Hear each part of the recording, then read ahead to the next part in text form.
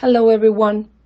These last few weeks at class we watched Harry Potter, The Goblet of Fire, and we realized that there are many injustices during the film. So we are here to talk about these situations. The first one, and the most obvious, is the fact that he was signed up without his permission, which led to other situations that put the life of all the students in danger. Don't they have to fulfill specific conditions to participate in the tournament? Yes. In fact, Harry wasn't old enough to take place in the Trizzard tournament.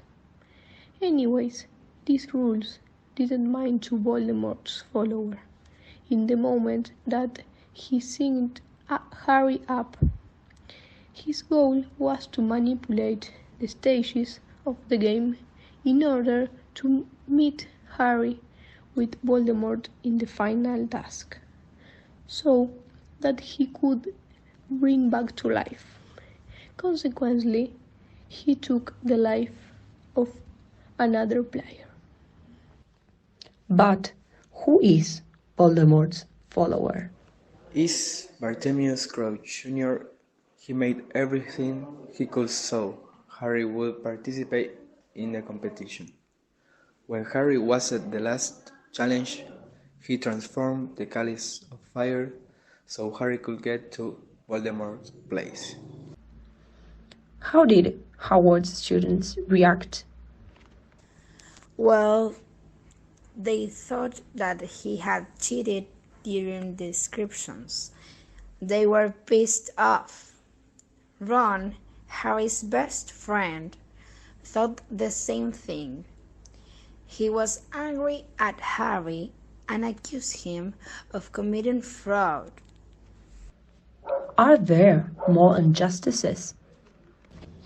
Another injustice is that because of Bartemius, Cedric went with Harry to Voldemort's land.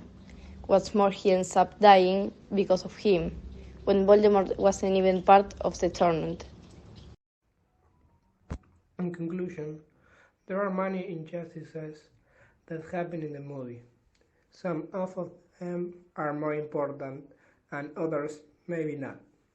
As happens in our everyday life, there are a lot of injustices everywhere, but no one takes some time to think about them and try to find a solution. Through the movie, Harry was affected. Nevertheless, he never gave up and kept going through the end of the tournament. This involves the fact that something has changed from the previous movies to this one, showing his maturity and bravery. And thanks for listening to our podcast.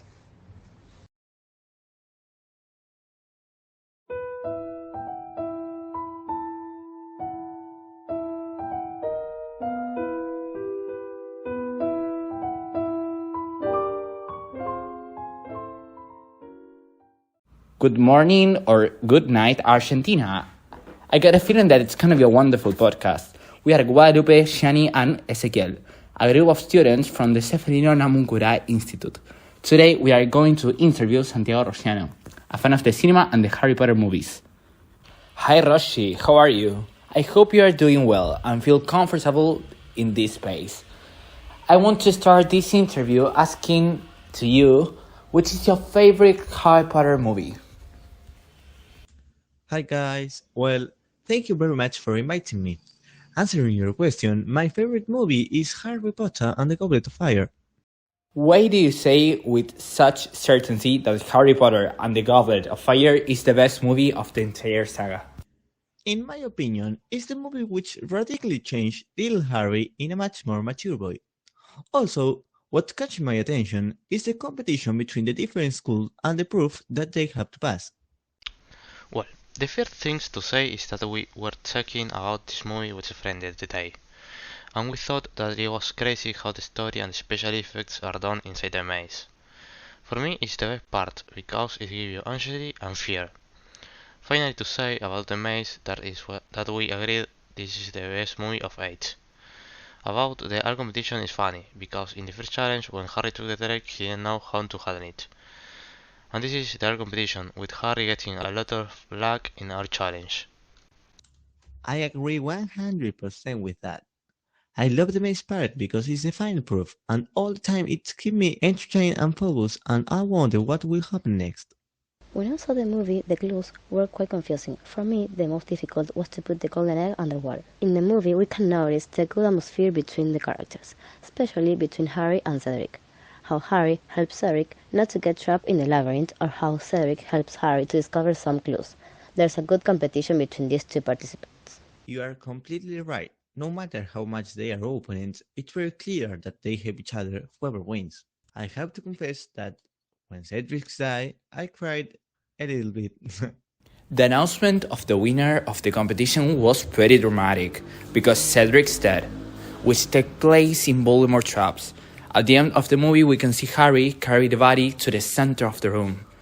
Unfortunately, the person who suffered the most of this tragic moment was Cedric's father, who couldn't stop crying. Finally, after the death of his friend, he became the winner of the competition. This victory, Harry clearly did not celebrate. Thank you very much, Roshi, for your participation in this podcast. I hope you have felt very comfortable with us and with the work theme. See you soon. Again, thanks to you for inviting me. I hope to see you soon to talk about more Harry Potter or any other movie. Thank you for listening us. Bye.